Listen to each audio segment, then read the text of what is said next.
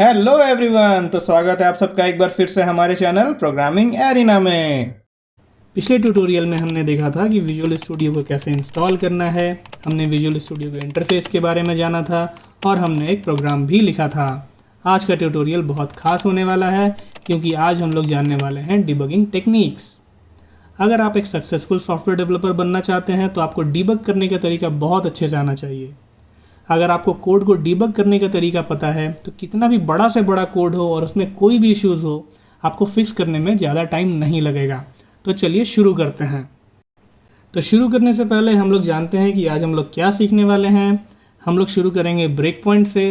अगर आपके पास multiple break points है तो उन्हें कैसे लोड करें, कैसे सेव करें, कंडीशनल ब्रेक पॉइंट्स क्या होती है, वैल्यूज़ को कैसे लॉक करें, स्टेप इनटू, स्टेप ओवर और कंटिन्यू क्या होता है, उनके शॉर्टकट्स क्या हैं। फिर हम लोग मूव करेंगे कमांड लाइन आर्गुमेंट्स की तरफ और प्रोजेक्ट प्रॉपर्टीज़ की तरफ। हम लोग ये भी देखेंगे कि वॉच विंडो क्या होता है, कॉल स्टैक विंडो को कैसे यूज़ करना है, मेमोरी विंडो को कैसे यूज़ करना है और सबसे इम्पॉर्टेंट, डीबग करते समय वैल्यूज़ को कैसे एडिट करना है। तो चलिए शुरू करते हैं।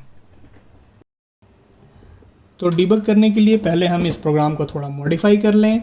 इस प्रोग्राम में हम बेसिकली 2 नंबर का ग्रेटेस्ट नंबर हम लोग प्रिंट कर रहे थे, तो इसको एक फंक्शन में डाल लेते हैं। चलिए एक फंक्शन लिख लेते हैं।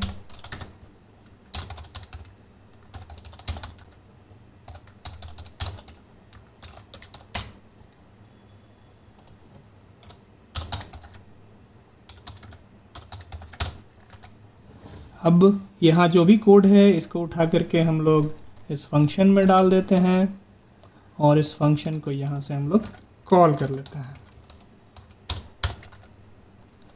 अब हम एक बार रन करके देखते हैं कि क्या आउटपुट आ रहा है कंसोल पर। कंट्रोल प्लस F5,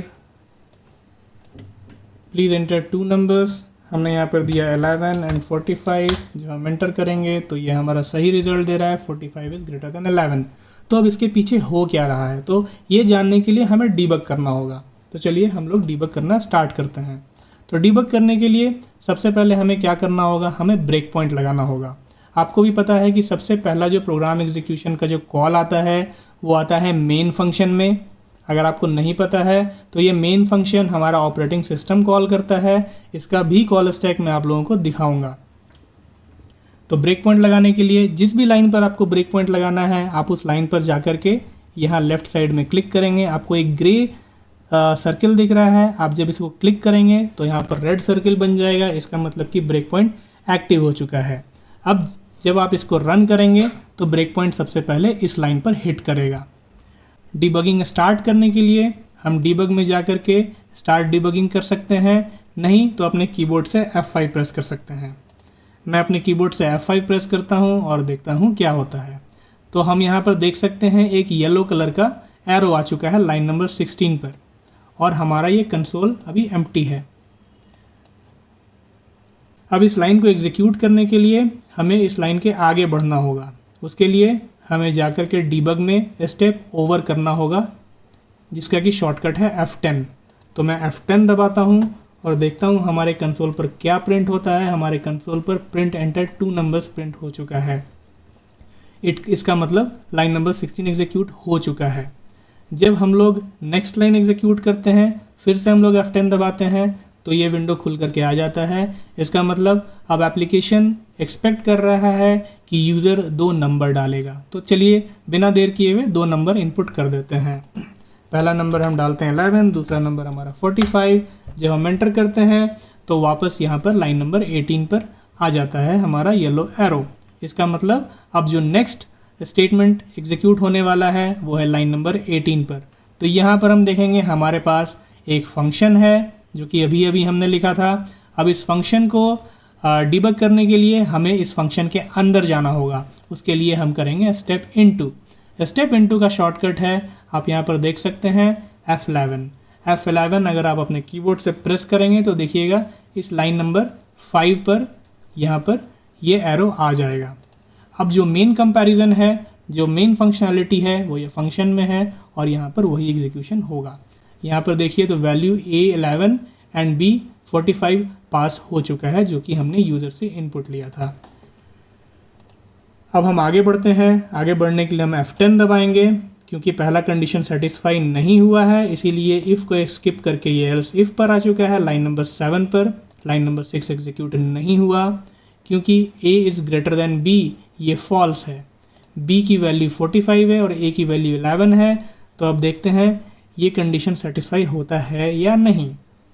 आप देख सकते हैं b is greater than a is true. अगर हम F10 दबाएंगे तो ये इस लाइन पर आ जाएगा जो कि है लाइन नंबर 8। अब देखिए हमारे कंसोल पर, यहाँ पर जैसे ही हम F10 दबाएंगे तो ये हमारा आउटपुट प्रिंट हो जाएगा 45 इज़ ग्रेटर देन 11, जो कि हमने यहाँ पर लिख रखा है। b की वैल्यू 45 है, a की वैल्यू 11 है और ये हमारा प्रिंट सक्सेसफुल हो गया। तो चलिए आगे बढ़ते हैं। नीचे की तरफ आपको दिख रहा होगा watch window, autos and locals. तो पहले जानते हैं ऑटोज़ एंड लोकल विंडो क्या होता है। जो प्रोग्राम आप रन कर रहे हैं उसमें जो भी लोकल वेरिएबल्स है उसके जो वैल्यूज़ हैं यहाँ पर अपडेट हो जाते हैं। तो डीबग करते समय ये विंडोज़ काफ़ी हेल्पफुल यूज़ होता है। थर्ड है हमारा वॉच विंडो। वॉच विंडो में पहले मैं इनको डिलीट कर देता हूँ। वॉच विंडो में basically by default items add नहीं होते हैं, हमें जाकर के आइटम्स को ऐड करना होता है। तो मान लीजिए हमें यहाँ पर सिर्फ b को वॉच करना है, तो हम यहाँ पर b टाइप कर देंगे और एंटर कर देंगे तो देखेंगे कि b की वैल्यू यहाँ पर प्रिंट हो चुकी है। तो ये होता है यूज़ वॉच विंडो का। वॉच विंडो में आइटम्स को ऐड करने के लिए हम राइट क्लिक करके और यहाँ से ऐड वॉच भी कर सकते हैं। चलिए अब आगे बढ़ते हैं हम लोग कॉल स्टैक विंडो की तरफ। कॉल स्टैक विंडो क्या होता है। Call stack window basically call के सीक्वेंस को दिखाता है। यहाँ पर आप देख सकते हैं पहले यहाँ पर सबसे नीचे मेन फंक्शन लिखा हुआ है, उसके ऊपर में हमारा प्रिंट ग्रेटेस्ट नंबर लिखा हुआ है। तो बेसिकली ये लास्ट इन फर्स्ट आउट के बेसिक कॉन्सेप्ट्स पर काम करता है, जिसका मतलब है कि जो सबसे ऊपर वाला जो फंक्शन है, जो टॉप मोस्ट फंक्शन है, वो फंक्शन होगा जो सबसे रिसेंटली कॉल हुआ है, जो सबसे लास्ट में कॉल हुआ है। सबसे लास्ट में अभी हमारा ये फंक्शन कॉल हुआ है, इसलिए ये सबसे ऊपर में है। इसको कौन कॉल कर रहा था, इसको मेन फंक्शन कॉल कर रहा था, इसीलिए मेन इसके जस्ट नीचे में है। तो इसको कहते हैं कॉल स्टैक, क्योंकि ये स्टैक का जो कॉन्सेप्ट है वो लास्ट इन फर्स्ट आउट है, इसीलिए इसका भी नाम कॉल स्टैक विंडो है। ठीक है। अब हम लोग यहाँ पर अगर डबल क्लिक करेंगे तो आप देखेंगे यहाँ पर एक ग्रीन कलर का एरो हमें दिखता है। इसका मतलब ये लाइन नंबर 18 से ये फंक्शन कॉल हुआ है। कॉल स्टैक विंडो डिबगिंग में बहुत हेल्पफुल फंक्शन होता है, जो कि अलाउ करता है कि डेवलपर को पता चलेगा कि कहाँ से कॉल आया है और जहाँ से कॉल आया है वहाँ से क्या वैल्यू पास हुई है। तो सारी चीज़ें बहुत ही ट्रांसपेरेंट तरीके से आपको दिख जाती है जब आप डीबग करते हैं। आगे बढ़ते हैं हम लोग। यहाँ पर आप देख सकते हैं व्यू ऑल थ्रेड्स, जो कि है अगर आपका मल्टी थ्रेड एप्लीकेशन है तो जितने भी थ्रेड्स हैं आपके एप्लीकेशन में इंक्लूडिंग द मेन थ्रेड, सारा कुछ यहाँ से विजिबल हो जाता है। नेक्स्ट है शो एक्सटर्नल कोड। यहाँ पर आप देख सकते हैं कॉल स्टैक विंडो में नीचे एक्सटर्नल कोड लिखा है। जैसा कि मैंने आपको पहले बताया कि जो मेन फंक्शन है वो ऑपरेटिंग सिस्टम से कॉल होता है, तो जब हम शो एक्सटर्नल कोड करेंगे तो यहाँ पर हम देख सकते हैं कि मेन फंक्शन किसी और फंक्शन से एग्जीक्यूट हुआ है जो कि किसी और फाइल में है। तो फॉर एग्जांपल अगर हम यहाँ पर जाते हैं मेन CRT स्टार्टअप से, है ना, वो देखिए वो यहाँ से कर्नल 32 से कॉल हुआ है। कर्नल 32 हमारे ऑपरेटिंग सिस्टम का है। तो बेसिकली ये जो मेन फंक्शन है ये इनडायरेक्टली कर्नल 32 से कॉल हुआ है, जो कि ऑपरेटिंग सिस्टम का पार्ट है। नेक्स्ट हम लोग मूव करते हैं फिर से हमारे कोड की तरफ। तो यहाँ पर हम लोग देखेंगे कि अगर हमारे पास मल्टीपल ब्रेक पॉइंट्स है तो ब्रेक पॉइंट्स को कैसे सेव करना है। चलिए एक चीज़ और मुझे आपको बताना है। अगर यहाँ पर कर्सर हमारा करेंटली येलो लाइन पर है, 11 लाइन पर, अगर हमको इसको फिर से मूव करके किसी और लाइन पर लेके जाना है तो हम जस्ट जाएंगे और इसको क्लिक करके ऊपर ड्रैग कर देंगे, तो ये कंपैरिजन फिर से हो जाएगा हमारे केस में। ठीक है। अब यहाँ पर देखिए तो यहाँ पर 45 इज़ ग्रेटर देन 11 फिर से प्रिंट हो गया, क्योंकि ये एग्जीक्यूशन हमने फिर से किया। नेक्स्ट हम लोग मूव करते हैं मल्टीपल ब्रेक पॉइंट्स की तरफ। मल्टीपल ब्रेक पॉइंट्स कैसे लगाना है, उसी तरीके से जैसे हमने सिंगल ब्रेक पॉइंट लगाया वैसे हम मल्टीपल ब्रेक पॉइंट्स लगा सकते हैं। जहाँ जहाँ भी हमें हिट कराना है या हमें लगता है कि वहाँ पर हमें डीबग करना है। अब हमें इसको सेव कैसे करना है, तो आप देखेंगे यहाँ कॉल स्टैक विंडो के बगल में हमारा ब्रेक पॉइंट विंडो है। अगर आपको ये विंडो दिख नहीं रहा है तो आप यहाँ पर डीबग में जा कर के, विंडोज़ में जा कर के ब्रेक पॉइंट विंडो को टॉगल कर सकते हैं, नहीं तो आप अपने कीबोर्ड से Ctrl+Alt+B दबा सकते हैं, तो ये विंडो आपको विजिबल हो जाएगा। तो चलिए, हमने यहाँ पर देखा कि हमने यहाँ पर 5 ब्रेक पॉइंट्स लगाए हैं। अब हमें अगर ब्रेक पॉइंट्स को सेव करना होगा तो हम कैसे करेंगे? यहाँ ब्रेक पॉइंट विंडो में आप देखेंगे यहाँ पर एक एरो है, जब आप इसके ऊपर माउस ओवर करेंगे तो यहाँ लिख रहा है export all the break points.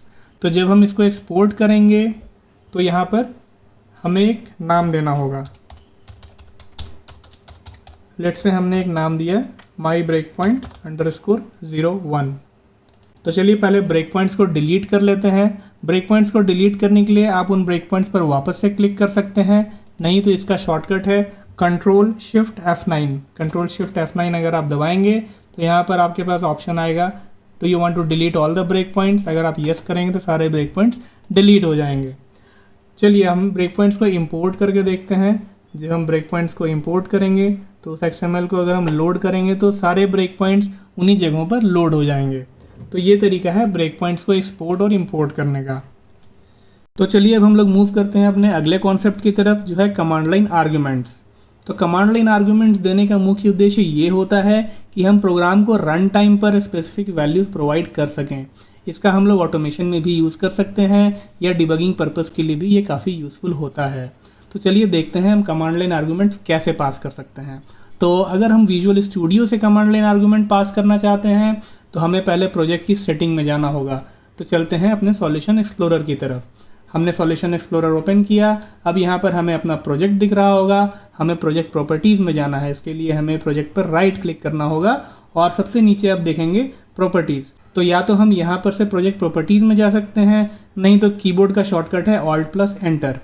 तो अब हमारा प्रॉपर्टी का पेज ओपन हो चुका है और आप देख सकते हैं कि यहाँ पर हमने जो प्रोजेक्ट बनाया था ये एक एप्लीकेशन है जो कि .exe जनरेट करता है। तो जब हम इस प्रोजेक्ट को कंपाइल करेंगे तो इसी नाम से एक .exe जनरेट हो चुका होगा। और आपको पता ही है कि .exe हम लोग विंडोज़ ऑपरेटिंग सिस्टम पर डायरेक्टली लॉन्च कर सकते हैं। दूसरे कॉन्फ़िगरेशन टाइप का भी प्रोजेक्ट हम बना सकते हैं, जो कि है स्टैटिक लाइब्रेरी और डायनेमिक लिंक लाइब्रेरी। उसके बारे में हम लोग बाद में बात करेंगे।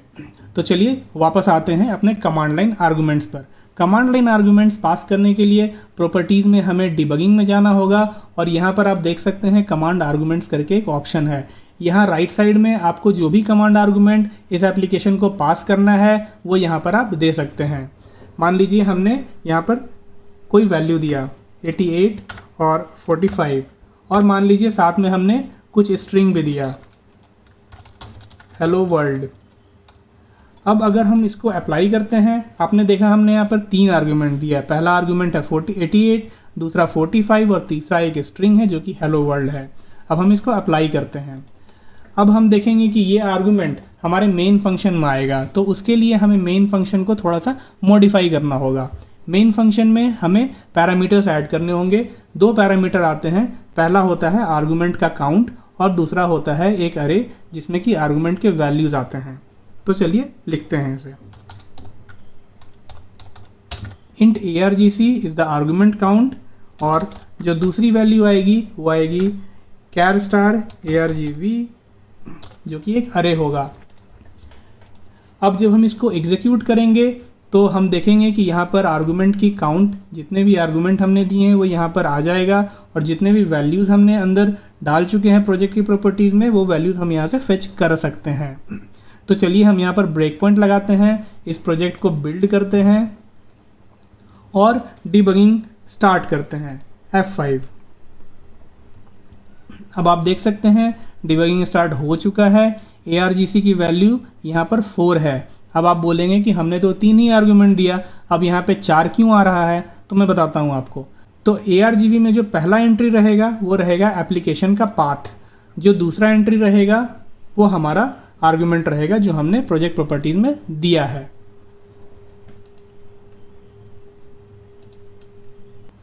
अब चलिए मूव करते हैं नीचे की तरफ हमारे वॉच विंडो में। अब वॉच विंडो में हम देखेंगे, हम argv अगर टाइप करके एंटर करेंगे वो हमारा एप्लीकेशन का पाथ यहाँ पर देगा। मान लीजिए अगर हम argv 0 भी देते हैं तो भी वही वैल्यू यहाँ पर आएगी।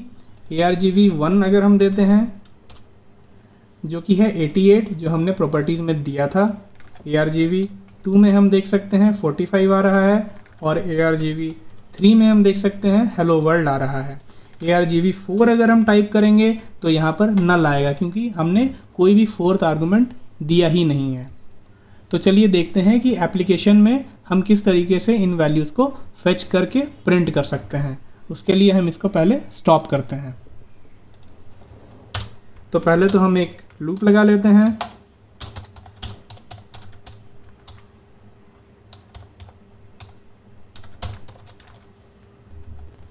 अब हम एक एक करके सारी वैल्यूज़ को प्रिंट करते हैं।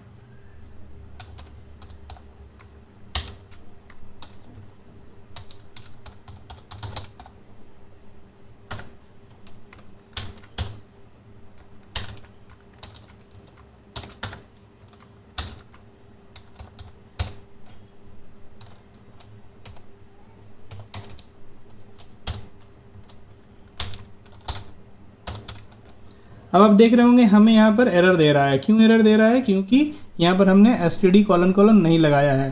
तो अगर आप बार बार std कोलन कोलन नहीं लगाना चाहते हैं तो आप डायरेक्टली इंक्लूड के बाद यहाँ पर उस नेम स्पेस को यूज़ कर सकते हैं। उसके लिए आपको टाइप करना होगा यूजिंग नेम स्पेस std। अब ये सारे एरर्स चले जाएंगे। अब हम अगर हर जगह से std कोलन कोलन हटा भी दें तो भी हमारा कंपाइलेशन सक्सेसफुल होगा। तो हमें बार बार रिपीट करने की ज़रूरत नहीं है। चलिए अब देखते हैं कि इसका आउटपुट क्या आता है। इसके लिए पहले हम लोग यहाँ पर एक और प्रिंट स्टेटमेंट दे देते हैं।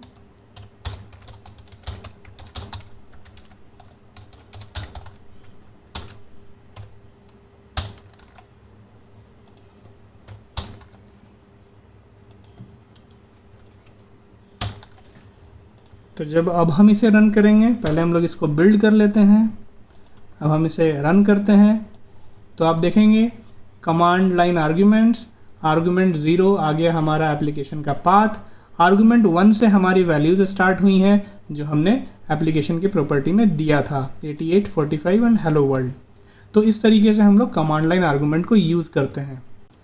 उसी तरीके से अगर हमें इस एप्लीकेशन को डायरेक्टली लॉन्च करना है विदाउट यूजिंग विजुअल स्टूडियो तो हम वो भी कर सकते हैं। चलिए आपको दिखाते हैं कैसे।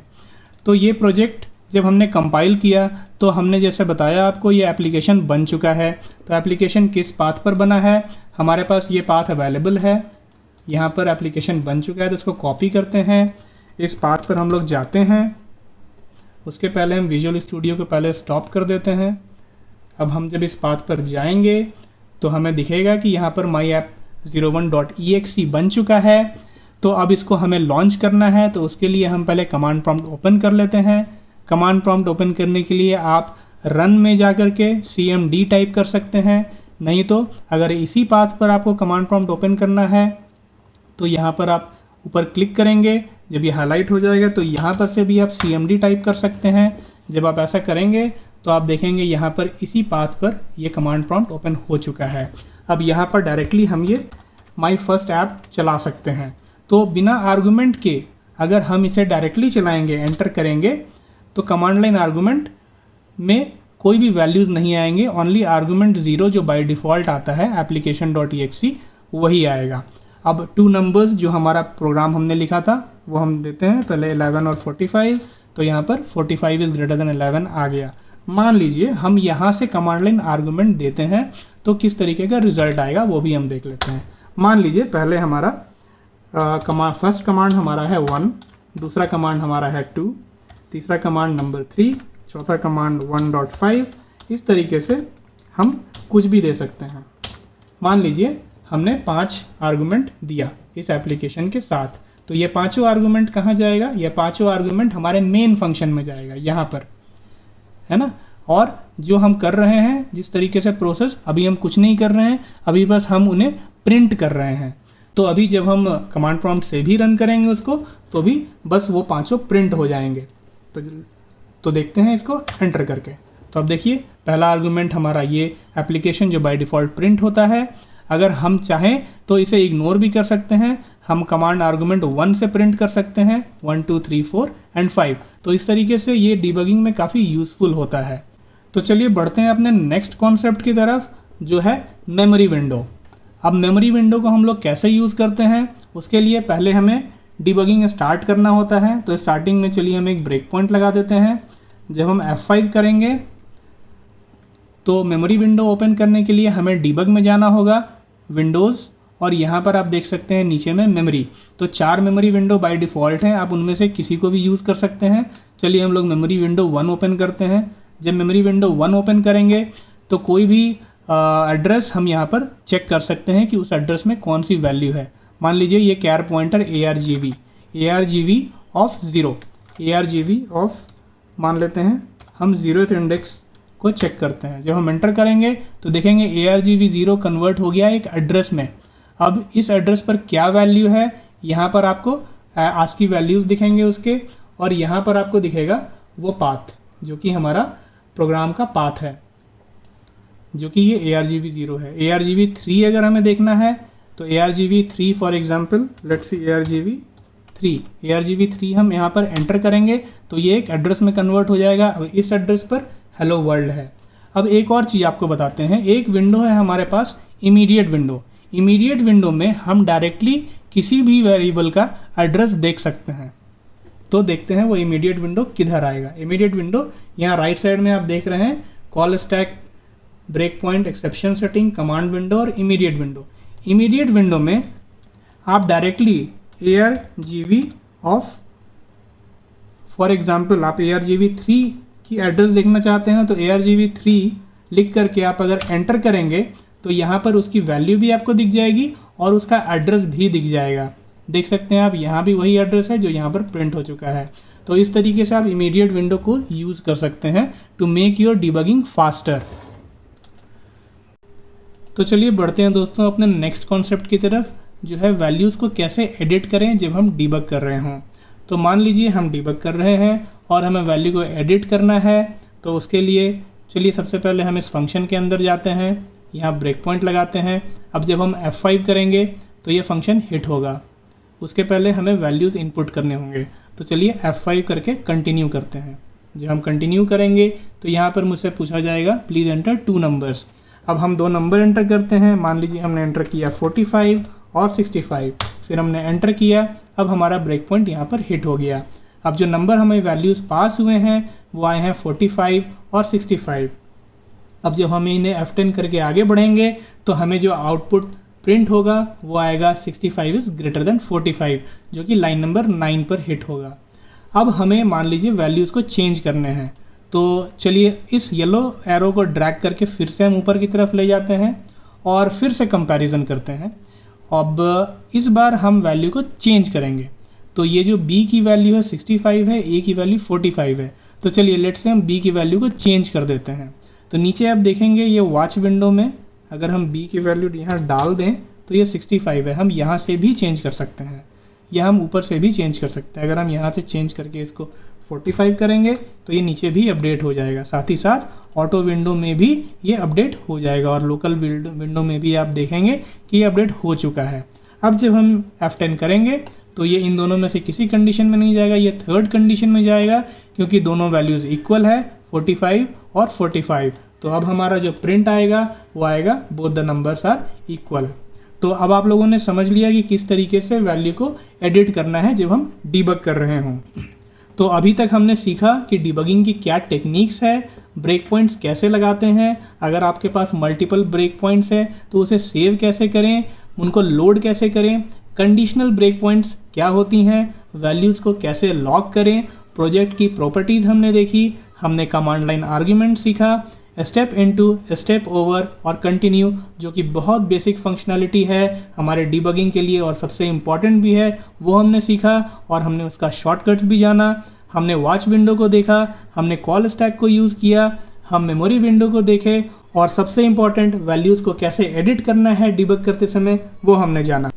आगे की वीडियोज़ में हम और भी नए नए कॉन्सेप्ट सीखेंगे।